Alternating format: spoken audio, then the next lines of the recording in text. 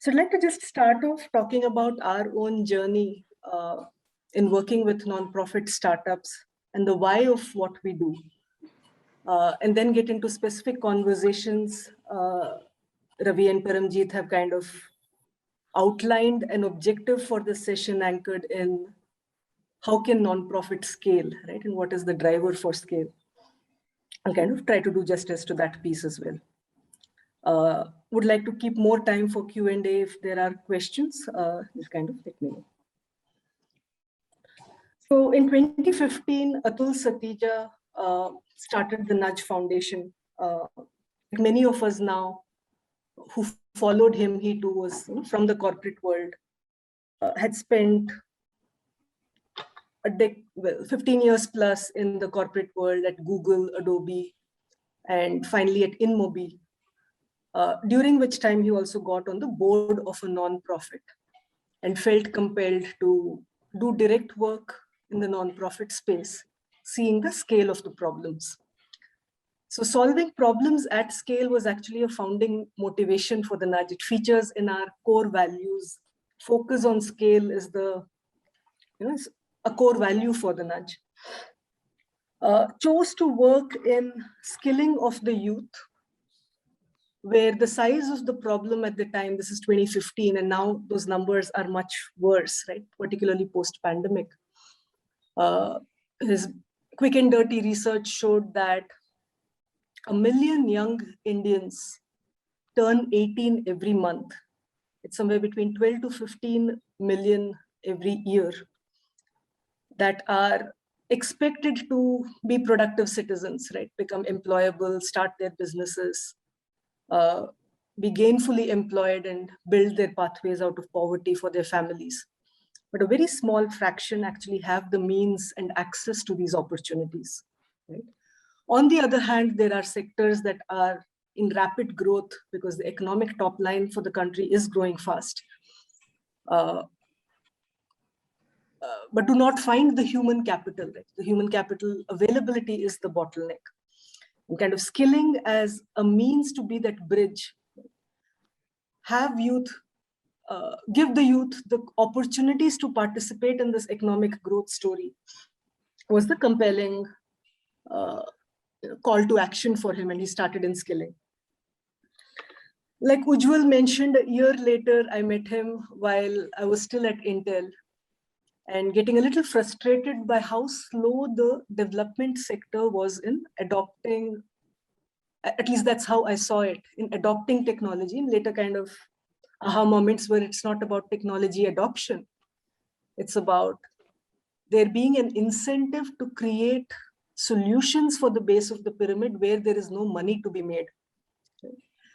So trickle down of technology or any other kind of innovation happens for poverty alleviation over an extended period of time. But if you were to make it happen today, right, in the same generation that drones are doing fancy things like photography, if you were to use drones to transport blood and medicines to remote parts of the country, if you were to use IoT to monitor hygiene levels in slum toilets, if you were to create wearables for monitoring immunization of a child in nomadic tribes, you need people to do it. Right? So the realization was the sector itself needs to be seen as aspirational for talent from very diverse backgrounds. It's not just a place to do charity, it's a place to solve problems. And the most motivated, socially conscious lawyers should be thinking about how to take legal aid to remote parts of the country. People in healthcare should be worrying about the appalling state of healthcare in tribal regions of the country. Educationists should be looking at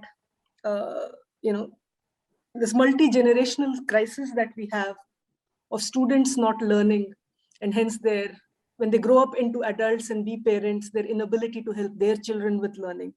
Malnutrition is even worse, right? Where a child beyond the age of 5, if they are stunted or wasted, just have to live with that inability to achieve their life's potential. These are the problems, the critical problems of development in this country. And it can only be solved if talent in large numbers comes in and makes it their life's purpose, right? If the sector itself can become competitive in this marketplace for talent. Because when talent comes, other things like philanthropic capital, political will, public attention, all of that follows. And that's kind of why we started the incubator. Ujwal is a founding CSI partner. We call them the Encore partners at the time, and now they're a CSI partner. Paresh is our most recent CSI partner. We fired from the shoulders of giants like Ujwal, Manish, Lan, Sanjay Purohit, who were the founding partners, and then many others joined that journey. Gave up time, effort, immense emotional energy to work with entrepreneurs, and got us a great start for the incubator program. Soon after, we were able to follow that up with an accelerator program. So together, the incubator and accelerator give that continuum of funding required for nonprofits to come to life. Beyond the accelerator,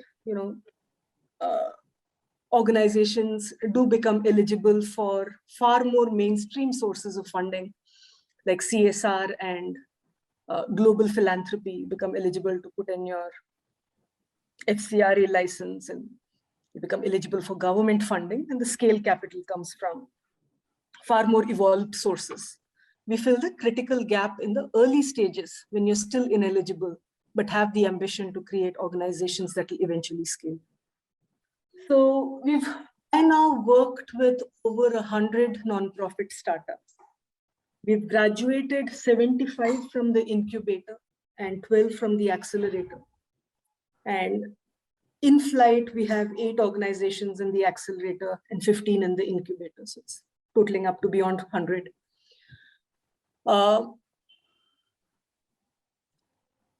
And one of them is right here to speak to Anurag as well about his experience in the incubator.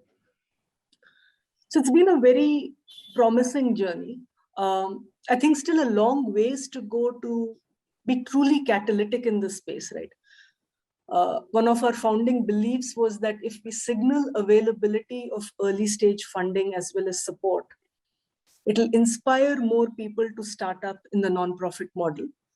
That vision still has to fructify in meaningful ways, right? So I don't think if you've ever inspired anyone to start up, but I think of the early stage entrepreneurs that do jump in with both feet and start up their idea. We've been able to work with several deeply committed and capable entrepreneurs. The success is in terms of both survival and growth rates. I think it's tough to survive as a nonprofit startup. And I think it's important to acknowledge that even making it past the 3-year mark with a certain strategic clarity is success, right? There it's about close to 90% of these startups have kind of hit that milestone with a certain momentum that sets them on a path of good growth and scale.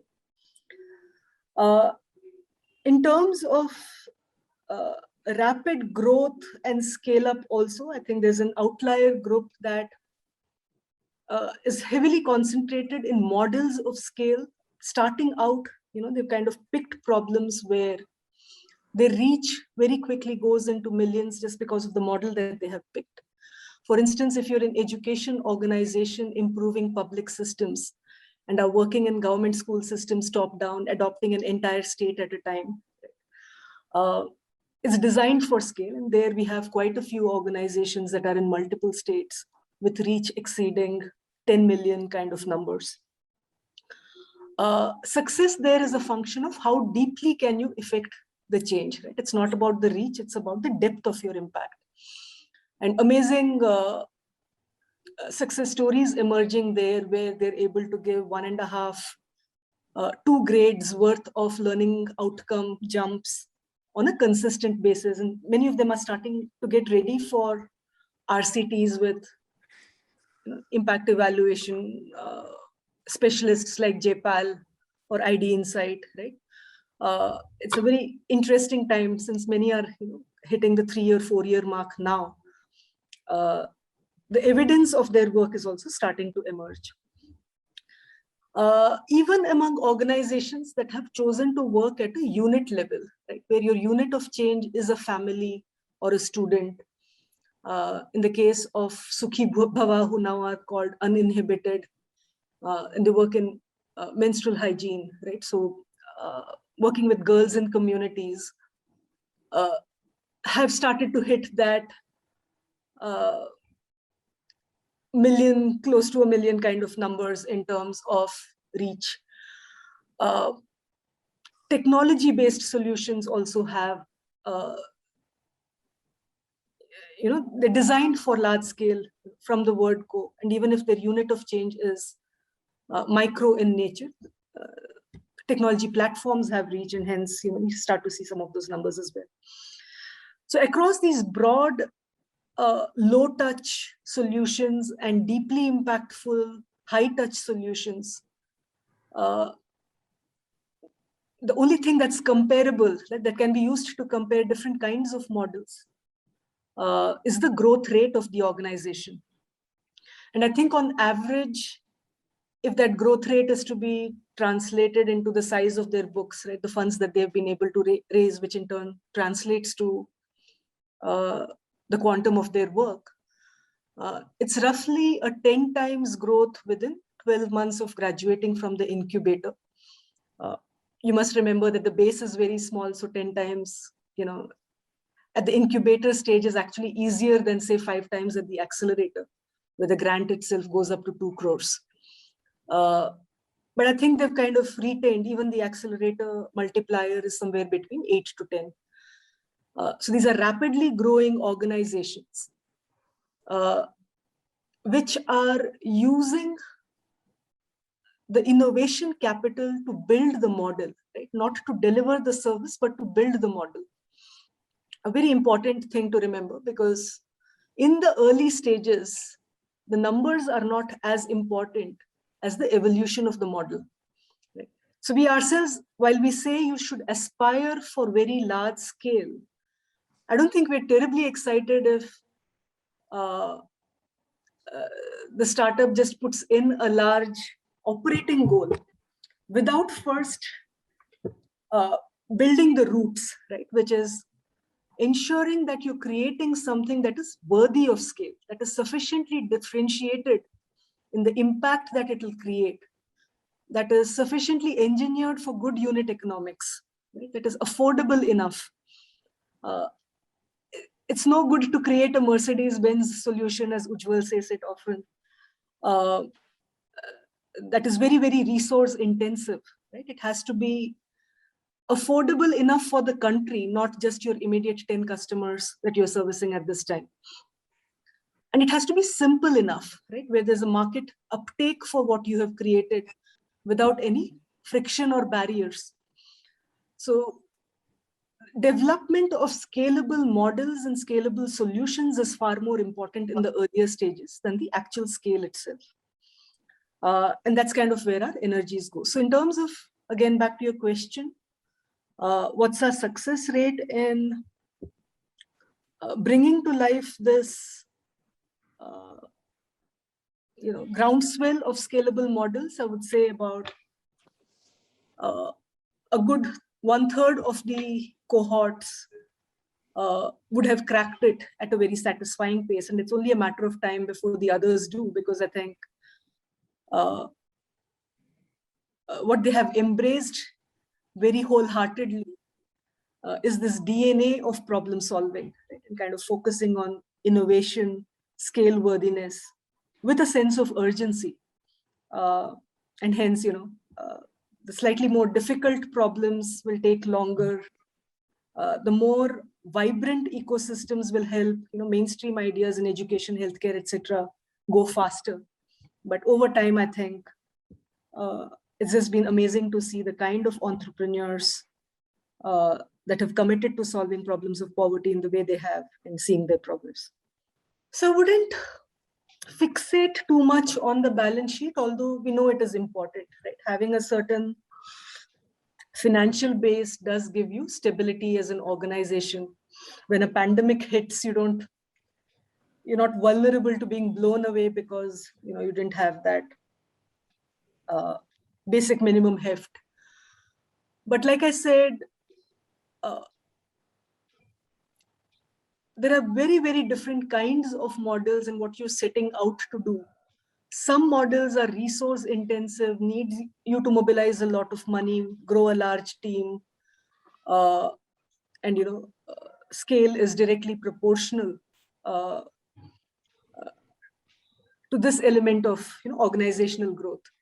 There are some other leveraged models where you have a multiplicative effect. For instance, if you take an organization like LFE, which this is Leadership for Equity, right? Madhukar Banuri and Siddhesh.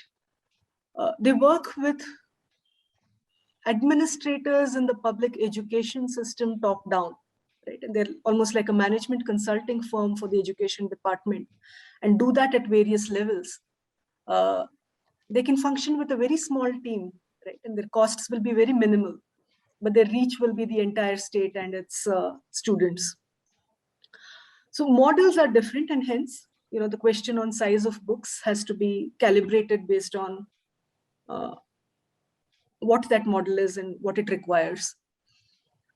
That said, I think, but I think in the 4+ years that we've been doing this, it feels like the sector has moved in its extreme penury actually for innovation capital back when we started, right? Where almost every donor wanted to give for OPEX, right?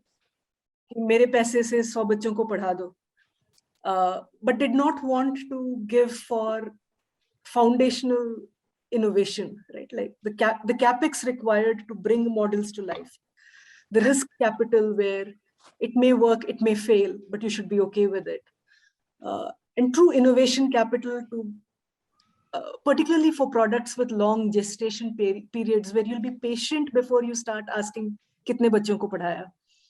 Right? And if you look at India's large non-profits like Akshay Patra or Pratham, they did have that innovation funder in the beginning, right? Whether it was ICICI and Mr. Wagul, or whether it was the ISKCON for Akshay Patra, they gave that long rope with which to build the foundation and kind of bring to life a model that is very differentiated from what was otherwise available, and build those muscles for scale later on.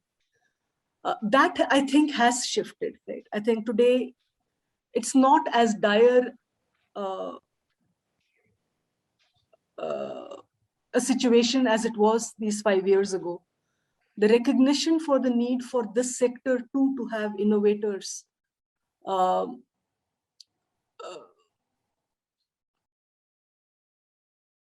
is kind of widely acknowledged, and more people are using the term venture philanthropy to indicate that they have that mindset in their giving. So beyond that, I think because of that availability of risk capital, I think the hockey stick curve as we know it, right? You stay small for a long time, but then you take off very nicely. That has become possible for a lot of nonprofits. So not to get too frustrated if it feels like you're flat for a long time, but if you use that time to build very proven models, right, very differentiated models, then that takeoff and the funders in that takeoff stage are also growing. There's far more philanthropic capital available today than it was 4 years ago. And that's where I thought Ujwal might have a different opinion. Would love to hear that as well. Yeah. So I think it was more fast forward than Y Combinator, because fast forward was also exclusively for nonprofits. Yeah. And the reason we made that choice was because the availability of early stage capital in the nonprofit space was a complete white space, right? Around the same time that we started, NSR Cell Bangalore expanded its social incubator to include nonprofits. A small percentage of their cohort were nonprofits. And then Edumentum came along, and Central Square Foundation kind of started to look like an incubator accelerator, and now they're very much so. A lot of the others kind of started around the same time. Unlimited predated all of us, and I think Anshu and team did the particularly difficult work of being field builders, right? Category builders, and we kind of leveraged some of the momentum they had created. But it was still a white space, right? And that's why the aspiration to be the Y Combinator equivalent in the nonprofit space, because every sector was benefiting from startups, right? The disruptions were coming from small, agile organizations that could very quickly adapt to the new technology environment, the new demographic, and innovate to create very radically different solutions. Why not have that kind of disruption in the social space where the need is so deeply felt and so large in scale, was the question that bothered us, right? And to do it with a singular focus on impact without having to manage two bottom lines, you had to be a nonprofit. When will we start doing for-profit? I think not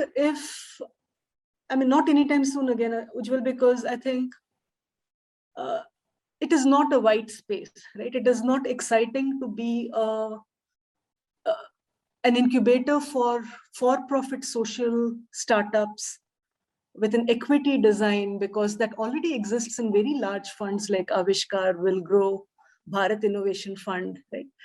You have to start 1,000 crore fund right away if you even have to be a drop in that ocean. And while that is important, I think all kinds of models are required to solve problems. It need not be through this incubator design. So it will happen in Asha Kiran, for example, elsewhere in the nudge, where the mandate is to activate rural economies through large-scale entrepreneurship and livelihood programs. And some of those might be for-profit, right? Right. It need not be in the incubator design, is kind of how we feel about it. So I think the way we've stated our purpose is to nudge and nurture top talent to solve India's critical developmental challenges, right? The aspiration is for talent in large numbers to see the sector as aspirational and devote their lives to solving social problems. So it goes far beyond the 10 or 15 startups that we end up working more closely with. And towards that goal, I think the grand challenges that we do, right, which we started with the Cisco Agri Challenge, we're soon to announce a water challenge. I think that product does more for the shaping of the sector's brand to be not just a place to do charity work or be a volunteer, but to actually embrace these problems and commit lifetimes towards solving them in a very visible manner, right? The whole larger call to action. And in the process, also attract the requisite capital, public attention, policy attention towards important developmental challenges.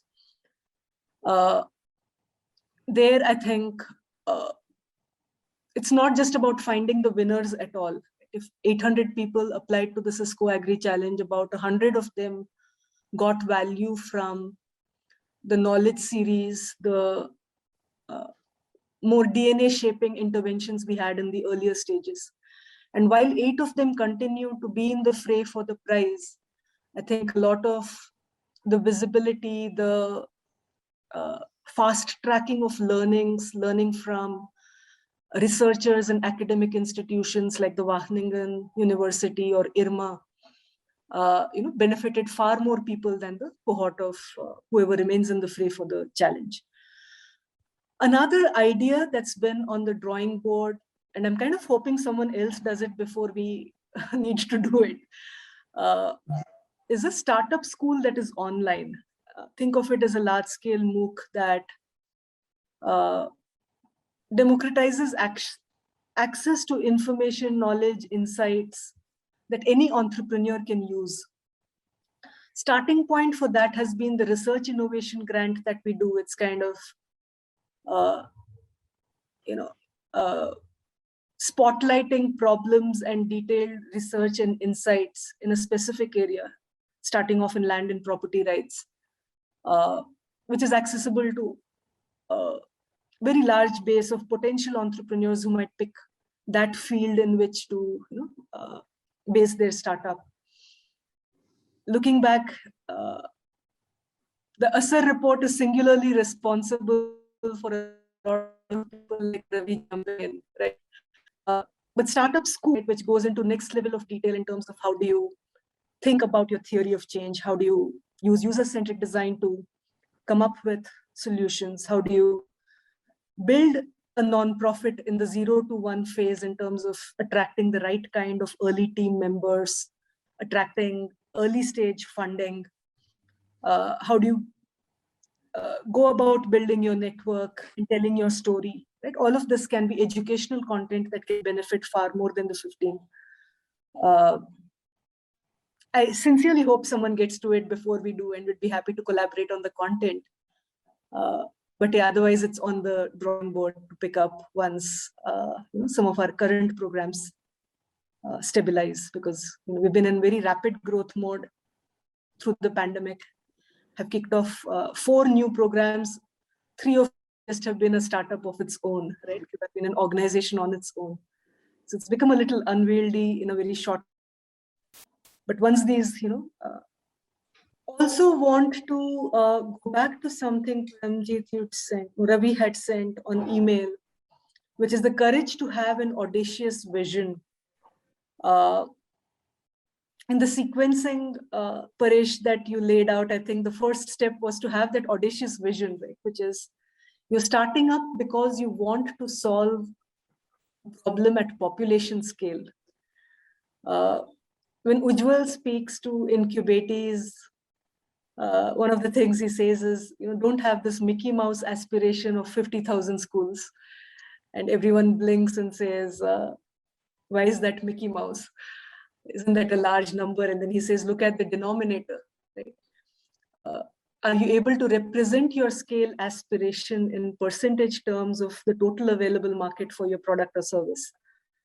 Do you not want to be a needle moving change maker? And that's the audacity of the vision, right? And it does not mean that you want to create a very large non-profit per se. Right?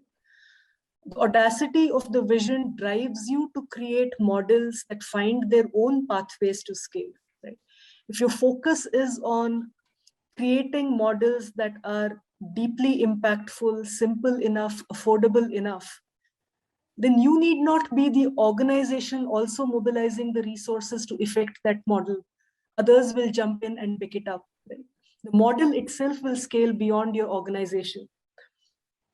For instance, our entire work in extreme poverty alleviation at the Nudge is modeled after BRAC's graduation approach. Right? When BRAC alleviated extreme poverty in Bangladesh using this very simple 3-year model, where in the first year you enable food security for extreme poor communities. In the second year, you help them get a surplus that they can sell and have an extra income. In the third year, it becomes a proper livelihood that over time reduces their need to do distress migration. Right? It's a very nicely structured pathway out of extreme poverty. As a model, it got established when JPAL quantitatively provided the evidence of that model, and that's what got Abhijit Banerjee and Esther Duflo their Nobel Prize. It was our starting point. Right? We were very inspired by it, brought that to Jharkhand, started work with first 500 and then 3,000 families. Not every innovation has to be your innovation. Right? Innovation is innovation in various different ways, and there should be no barrier to saying it's not invented by me, and hence I don't, I won't give it its due importance. So the establishing a good model takes it beyond your immediate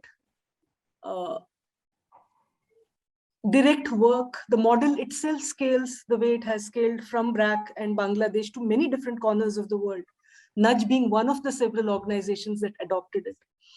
And you can see that example all around us, right? What Amul did for the dairy industry in Gujarat.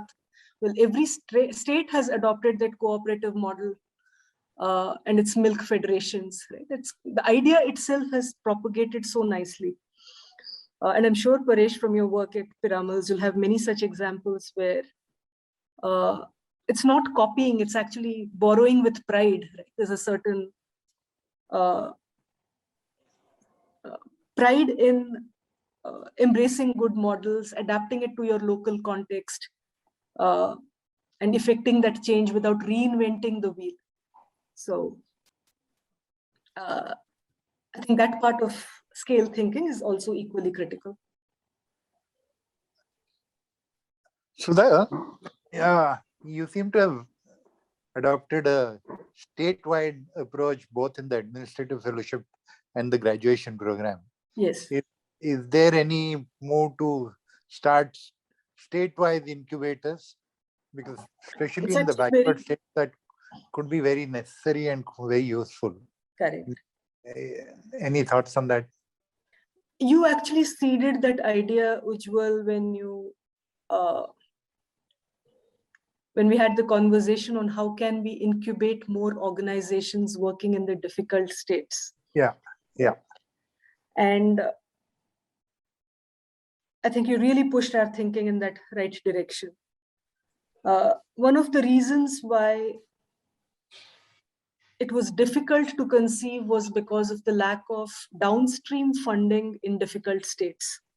You can bring to life startups working in India's bottom 10 states. They will, do an amazing job in the 6 months that you'll work with them. But beyond that, if the climatic conditions are not favorable, right? If there's no continued philanthropic capital to sustain their work and grow their work, then you have a very high risk of failure. But then what I think you helped us think through was then where is that money, right? And largely today it is in the welfare budgets for those states. The bottom 10 states also have the largest welfare budgets coming from central government and coming out of the SDG kind of programs with the 2030 horizon for creating that HDI jump, right? The HDI in these states is what is often compared to sub-Saharan Africa and such. And India needs to progress in these states in order to meet the national goals. Yeah. And the best way to do that, therefore, is through the state startup missions. We did start conversations around the time we spoke, which was about 4 months ago, progressing slowly, but I think in conjunction with taking the Indian Administrative Fellowship to the next state, we should be able to, make some progress there and fast track that a little bit. Okay. Our biggest constraint has been talent within the nudge in terms of a lot of key positions being open at this time. I think filling them is key. Once that happens, I think we'll put things from the back burner onto the front and start pressing that accelerator. And I'm sure you'll make us not take our foot off that accelerator. So, yeah. So I think the story is slightly different in spaces where there is a certain vibrancy and in spaces where there isn't, right? So if you just look at education alone, you might agree that it's a little different there, right? A lot of young people are starting education startups. And that is because that ecosystem has fertile ground, sunlight, water, oxygen, right? It's the ecosystem is nurturing in education, largely coming out of the decades of work by the early sector leaders Asser as a report constantly showing you the mirror on how large the problems are. Fellowships like Teach for India, Young India Fellowship, where again, catching them early, your Gandhi Fellowship that I think several of you are from, catching talent early and ingraining them in them, the sense of purpose to improve education in this country. A lot farther ahead than, say, some other sectors where that is not the case, right? So yes, I think the sector itself does need sector infrastructure, right, and an ecosystem to come into play where there's less friction to starting up as a non-profit and far more signals of not only will you survive, but you will thrive, right? Coming out of visibility to the pool of capital, to the pool of talent and all of it. Which is why we started with the objective of talent to the sector, under the belief that if talent comes, the capital will come. And the early cohorts of what was then NCORE kind of substantiated that theory of change. A lot of people that never gave before started giving for the first time, right? It was a very different kind of new age non-profit brand that was starting to form up, particularly among the tech startups. And that's why I said, it's a good start, but the journey is very, very long, right? Have we done enough to shift the needle significantly, make it aspirational for people to start up nonprofits? Probably not. I think we've stayed in the zone of helping people who had already jumped in to have more success rate. I think we need to now raise our own aspirations for what the incubator accelerator kind of programs do. To Ujwal's comment on scaling up the idea through state level mission partnerships and other kinds of initiatives at both the state and the national level, the opportunity is very large. And it's also, the other incubators and accelerators are also kind of marching ahead with a similar aspiration. And I think together we'll be able to accomplish, we should be able to accomplish something in the near future. This particular group too, right? I mean, what is this Ujwal Innovation Forum, right? It's exactly that. So I think the more that join this journey and give the tailwinds, I think. The way we've seen it is that the balance sheet is a byproduct and not the objective, right? I don't know if you had specific organizations in mind when you said there's a flattening of the top, that you stay in a certain zone. What I suspect is that most of those organizations would have figured out a model of scale where their organic growth as an organization is no longer required, that their idea, their impact continues to scale beyond their direct work. And they might have pivoted into, or at least part of that organization may have pivoted into a more leveraged model of scale. For instance, the Akshara Foundation that works in Karnataka's schools, and some of you might have met Ashok Kamath along the way, very consciously in his early days decided he didn't want to be more than a 30-40 crore, actually, what is it? Not even more than a 10 crore organization. It's reasonably small. But has unlocked more than 150, 200 crores of government spending on his particular program, right? So I think looking at just the organization's balance sheet is limiting in kind of assessing how they have grown or delivered impact. For most organizations, the pursuit is impact, right? How many people can you reach and how deeply can you solve their problem? How sustainable can that change be, even when you step out of the picture? That is probably where our attention also needs to be.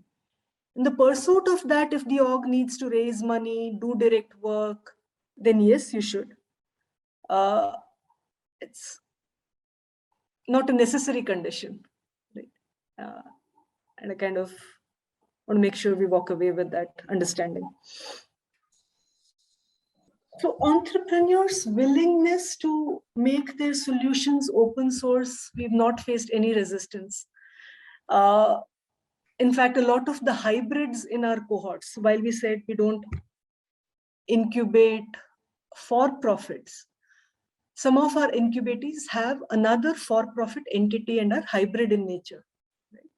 And in there, we've kept a strong bar for, if you're using philanthropic capital for your innovation, then you should open source it. And never has anyone pushed back on it. Right? They come in with a certain desire to solve the problem. They're happy to make their solutions open sourced. If anything, it is on the consumption side, right? Most startup entrepreneurs start with an idea rather than with problem centricity. Right? You're very eager to say, I have this brilliant idea and I have to bring it to life before pausing to see if there are good ideas or good models which can be adapted for your particular local context. If you can build on someone else's work and reuse, and I think there are gaps, because a lot of conversations with our applicants are about, have you compared what you've come up with this other thing that exists? Because prima facie, it feels like they are farther along in achieving model viability. And they say, no, I had not, I didn't even know it existed. You didn't know it existed because you didn't start there to say, to solve this problem, what is the current benchmark, and how can I create something better than that benchmark? That said, to your comment, Paresh, on evolution of open source per se in this sector, I think the work Sanjay Purohit and the others have done on societal platform has kind of really fast-tracked the thinking there. Platforms like Diksha have made all kinds of assets freely and widely available, right? It's not just content, curriculum, and pedagogy, but also tech components. And that Sunbird platform yesterday, Pramod Verma put a tweet saying, very cutting edge AI for speech to text conversion. A lot of features that say in online education or online skilling, you would otherwise have to build from scratch. It's just available for you to build on top of. So societal platforms has been amazing. Project Echo in the health space, right? Just the fast tracking of innovation in response to COVID has been possible due to that thinking. A lot of research is very freely and openly available. Of course, research has a shelf life of, it expires after some time, and hence it should be constantly available. Same with data, open data platforms. But just the fact that, the early start is visible in a lot of areas gives a lot of hope that the sector infrastructure in a lot of spaces will come into place, and then it will be a function of building the kernel and the app layer. The OS is there. And entrepreneurs who create the apps will have a lot of leverage of the more foundational layers being almost at par with, say, for-profit businesses in that sector. It's one of the most exciting phenomena of the development sector actually in the last 4 or 5 years. I agree. You talked about skilling in the initial part of the thing. What we see that not many disruptions are having in the skilling sector, despite government also forming NSDC and large scale organizations also coming, ICSA Foundation. So how do you see, even in the incubators and accelerators, are there any people who are coming with innovative solutions in the, say, the skilling sector? It breaks my heart that you ask this question, and I don't have an answer, right? Skilling in particular is a sector that has the most gaping market failure, right? It need not have been a non-profit problem. if industry was prepared to pay for skilling its human capital, it would have been a very perfect marketplace.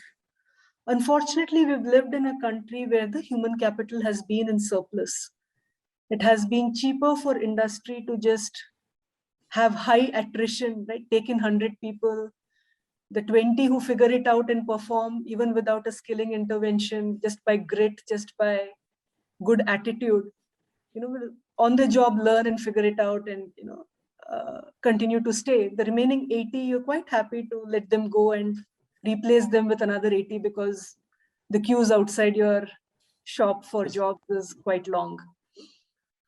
On the student side, it's a huge deficit of learning that a poor quality of education has left in that young person. But there's also an aspiration that is not quite matched with their current baselines. Right?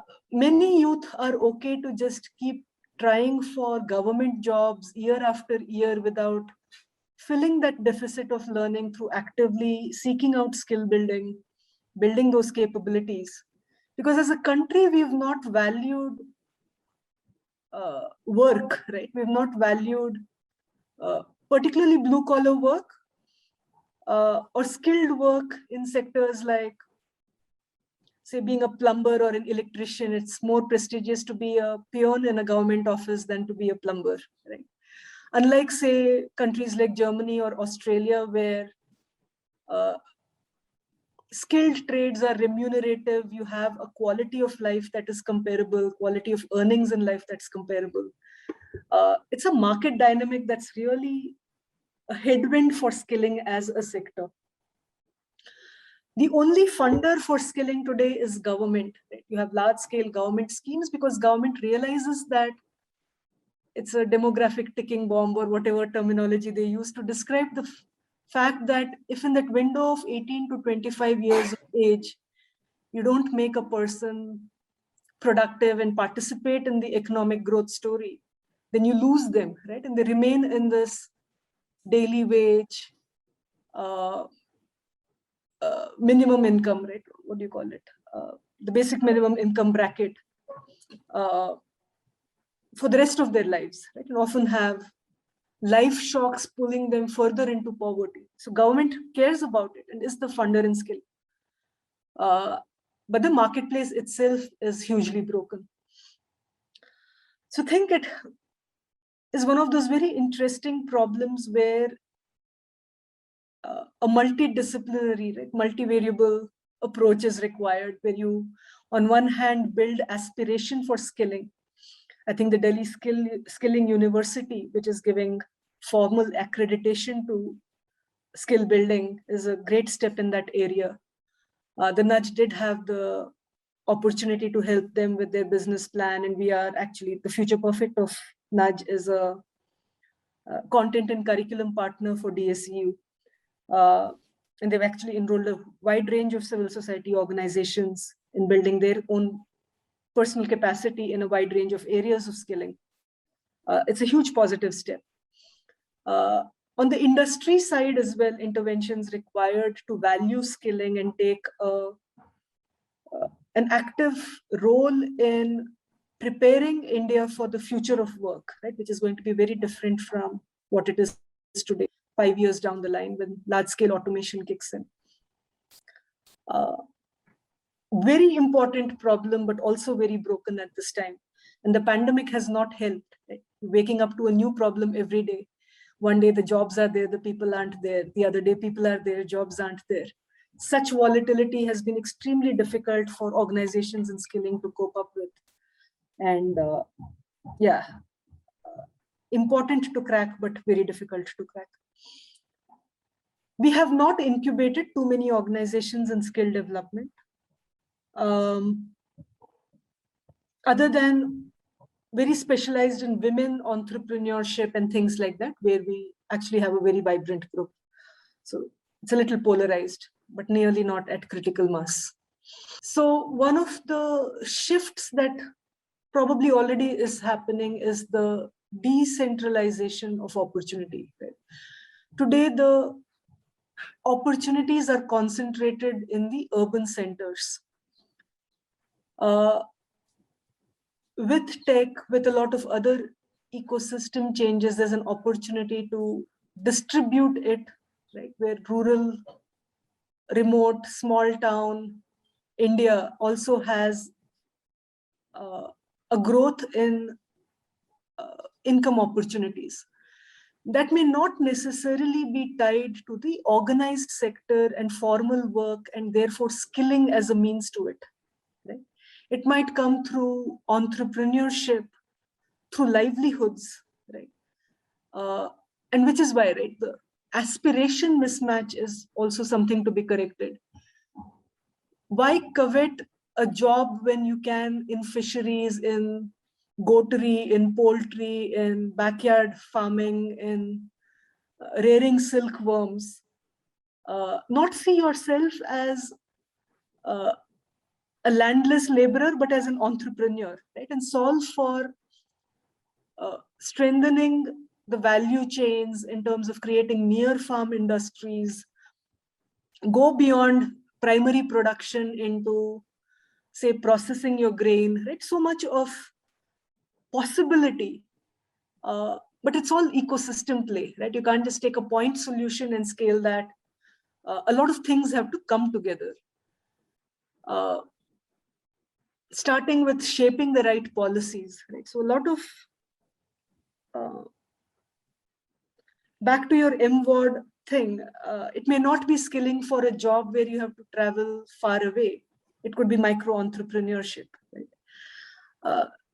And how do you bridge that baselines? Perhaps that is through skilling. Right? The skilling is towards creating the basic digital financial skills required by an entrepreneur, maybe just a different lens through which to look at the problem. So statutory compliances is not a problem to be solved. It's a process to be followed, right? So we do it as a concierge services. It's not a huge part of the mentor's time or our team's time. We basically just pair you up with a company secretary who will help you go through that. Getting out of the way for. The changes in the regulatory environment is a bigger problem. That requires far more work from civil society organizations, but I guess that's not what you're talking about. What's the prescribed sequence of building support functions in NPOs? I think in the early stage, you should not even have clearly defined JDs. You should just say, come join me as an early team member, right? And do whatever is required. Start thinking functions and departments and CXOs at a point when the core product is supremely clear. Right? And if you're truly innovative, you will not have a period of stability very quickly. I think the early phase where you're constantly iterating, you should constantly iterate. You should be a little restless about, is what I'm doing good enough? And keep kind of raising the bar on yourself for how effective your model is, how efficient it is, etc. And in that phase, you probably don't want too much structure. You want to have far less process, far more problem solving. Right? But beyond a point where your theory of change is clear, your core product strategy is clear, you need to start building the differentiated muscles, right? Which is start to hire and have teams around specialized functions that are still startup in DNA, that have the same agility and responsiveness as your core product team. But in differentiation, start bringing the value of establishing your credibility in a very crowded non-profit space. By year 3 or 4, most organizations start to hire their CXOs, who independently are able to run, carry the worry and run the functions required across product operations, people and talent, finance and compliance, right? And that's kind of the journey that most startups take. With the compliance load, you're very worried about compliance. On NPOs increasing, do you see change in incubation support model? I worry that the compliance, so I'm less worried that organizations will not be able to follow the compliance requirements, right? We'll figure it out. That's not the biggest worry. The bigger worry is that because it is such an over-regulated sector, the truly ambitious go-getters will find it a huge put-off, right? And starting up as for-profits. That's my biggest worry. The sector's dynamic is going to change because it's so over-regulated. And I think those of us who are already in the sector have an obligation to influence policy, to right-size its need for scrutiny, and actually do more proactive things to attract talent to the sector. It's as much government's agenda to achieve sustainable goals and development for the country as it is for civil society. So I think it's imperative that we partner on it. And I think it's all in that interesting phase of journey, right? Incubation was intended to be field building, right? To make it possible for people to jump in full time, not worry about their own personal paycheck, right? So the small grant that we give out takes care of the founders' salaries for the 6-month period or the 9-month period that incubation happens. And in that time to focus fully on coming up with a model, having a solution. So you may not have a scalable model, but still a good product design that solves a problem. Accelerator is more to provide that continuum of funding for the few exceptional ideas that are really starting to get scale ready, right? Where the organization has crossed the chasm of death, right? There's a period in which you really have to sit back and think, should I continue or should I shut down? Those who make it to the other side with conviction, because they're really excited about what they've been able to crack, have hired some team members, right? It's not just the founder alone, but the organization is starting to take shape. And the model itself is starting to show promise, is when the accelerator kicks in. It's less about inspiring people to jump in. It's actually betting on those that are already past that valley of death. It's not actually about the age of the organization, right? You might be an older organization. We're not fixated on 3 years anymore, because we realize that the difficult problems do take longer, right? And it's far more important to have stage readiness than to have an age filter. So at whatever point you feel you have cracked something that is pushing the boundaries on being worthy of scaling up, have raised some money already, have hired a small team, is the point at which you should apply to the accelerator. The accelerator doesn't get these large numbers of hundreds of applications. We get about 150, 200 applications. So even the conversion rate is a lot better in the accelerator. So think what you and some of the other mentors in incubation stage spend most of your time on when you're mentoring these nonprofits is in achieving strategic clarity. Yeah. Right? So that strategic clarity, which is a clear theory of change, this is the impact I want to create, and working backwards from that impact, these are the outcomes I will deliver. And towards those outcomes, I will focus my energy on these activities, right? Which is a very, starts off as a thought experiment when you first put it on paper, but you have to start to see the evidence of it in your rollout, right? It's a big difference from, say, the traditional way of thinking of all your work in terms of activities. For example, when Paresh was speaking about, when actually Paramjit asked the question on skilling. One of the biggest problems of the skilling sector has been its fixation with inputs. कि हमने 1000 बच्चों को train किया. And all conversations is about what you did with the 1000 बच्चे, right? But then you double click it, triple click it, you see उन 1000 बच्चों में से 300 ने शायद खत्म भी किया program, right? They like dropped off at various stages. Attendance is 20%, a different 20% show up every day. Right? Attendance for the whole cohort is less than, one third the program duration, as a result of which they don't learn. So the movement from your baseline to end line in terms of actual skills acquired is minimal. You set up interviews, the kids don't show up. Yeah. Don't even attend the interviews.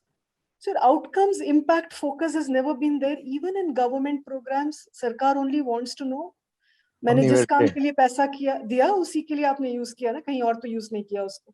But the conversation is not about the what came out of it. Right? So that's what I mean by,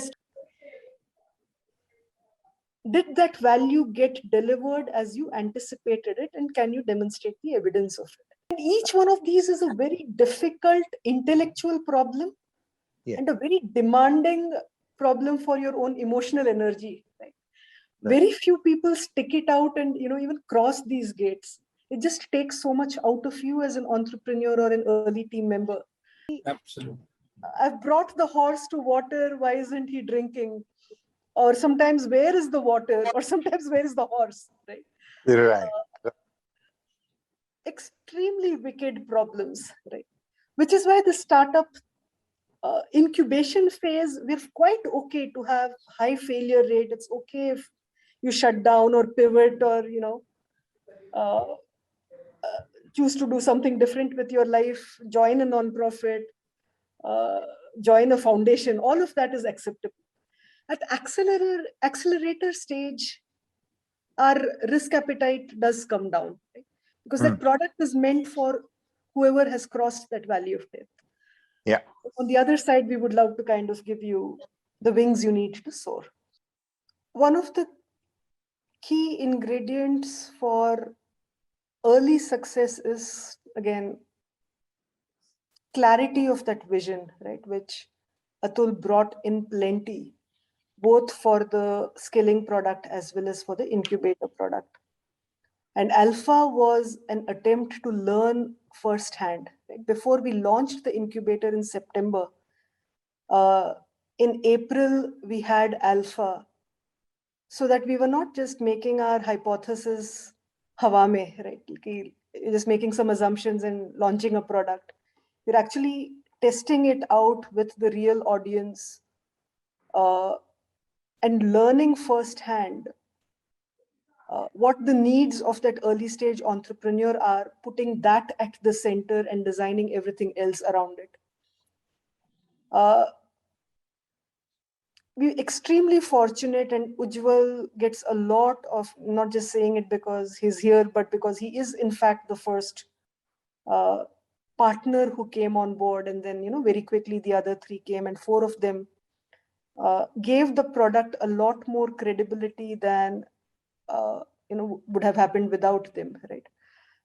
We got 1,000 applications because they saw Ujwal, Lan, Sanjay, and Manish as their mentors.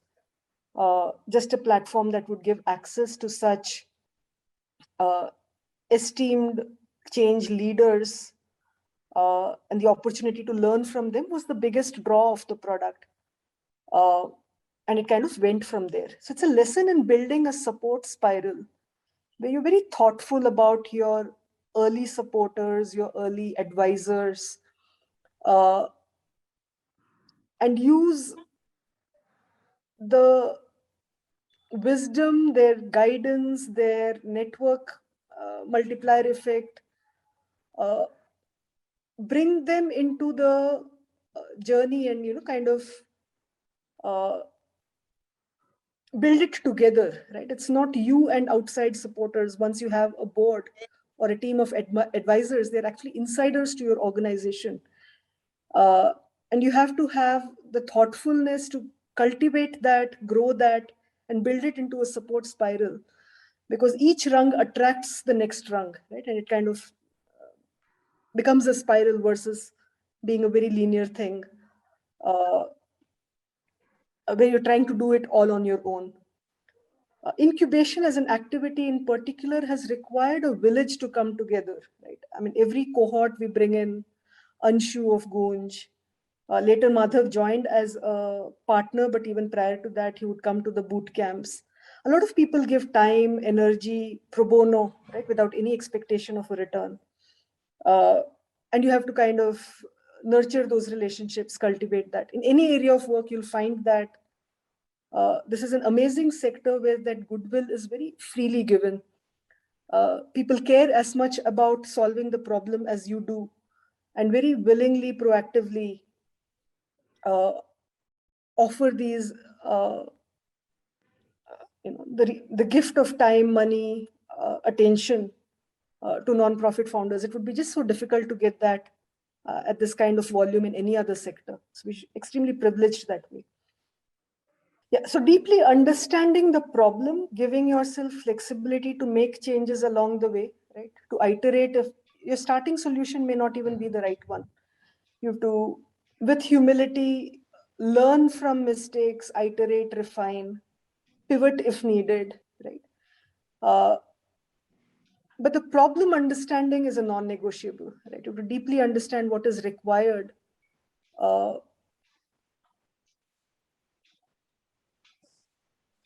Yeah, I think our work as prize administrators is very similar across all of these. And we know that we will never be the experts in water or agriculture or malnutrition, right? So the design of a grand challenge brings in these experts as needed. So in Agri Challenge, it's people like Mark Khan, Anil Kumar of Samunnati, who are those experts. We are not the experts.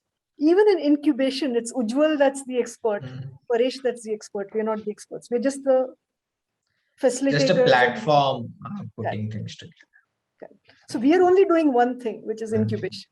Yeah. The incubatees are doing education, healthcare, malnutrition, affordable housing, 20 different things. And the mentors also have very rich, diverse Thematic expertise. Right. We are product and program managers.